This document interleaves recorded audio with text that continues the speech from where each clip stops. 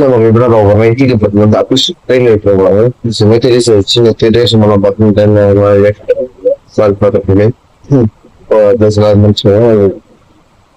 தமிழ் எடுத்தேன் நாங்கள் எழுதி பேச மாதிரியாக போயிடுச்சு சாரி பார்க்கக்கூடிய கொஞ்சம் ஸ்டார்ட் கட்சி பயமா இருக்கு பார்த்து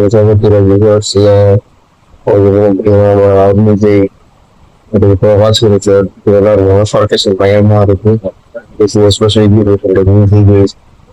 பயமா இருந்துச்சு சாங்ஸ் ஓகே எந்தத்தாலும் நம்ம ரேஷன் ஆகுது இருக்கிறதுனால எனக்கு கிடைச்சா அதையும் எடுத்து நான் போடுவேன் ஓகேங்களா டைரக்ஷன் ஒரு வில்லேஜ்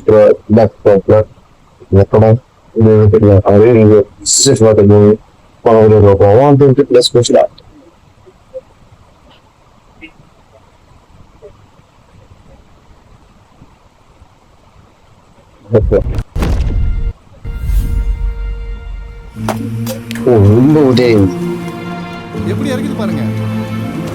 எப்பா எப்படியாச்சும் வாங்கலாம்ப்பா, மணிக்கணக்கா உட்காந்து அரைக்க தேவையில்லைல்ல.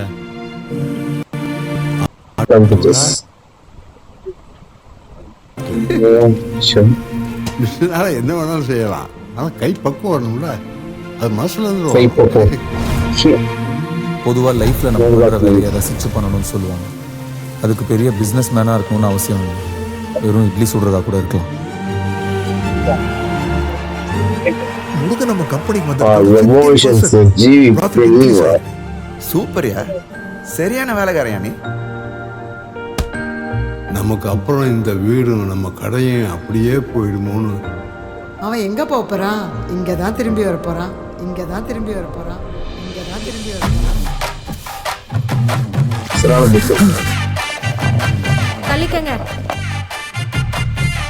ஏப்பா முருகன், இந்த பொண்ணு கயல் யாரு? உம்பிட்டு வேலை செய்து வக்காலி கொமட்ல குத்துனானா? You are the best. பெரிய எம்பையரே கட்டி வச்சிருக்க, இப்படி பொறுப்பு இல்லாம சுத்திக்கிட்டு இருந்தா எப்படி? Look at Murugan. பெரிய மிஷிலன் ஸ்டார் ரெஸ்டாரண்ட், ஒரு டப்பா குடிசைக்கு. அது வெறும் கடையில தம்பி, இந்த ஊரோட அடையாளம்.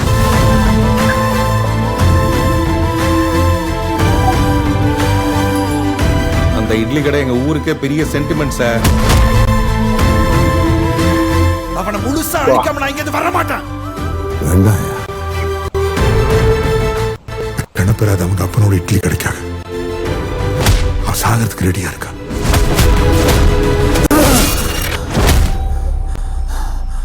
ஆத்தி, இட்லி சுடுறதுன்னா அவ்வளோ இஷ்டமா? நான் என்னவோ இட்லி சுட தான் பிறந்த மாதிரியே எனக்குள்ள ஒரு நினைப்பு.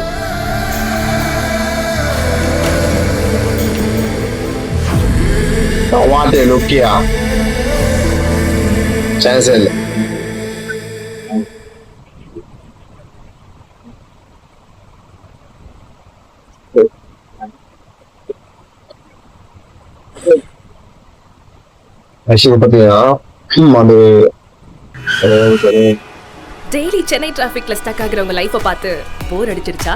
இமேஜின் பண்ணுங்களேன், உங்க office walkable distance. Sorry for that. நிறைய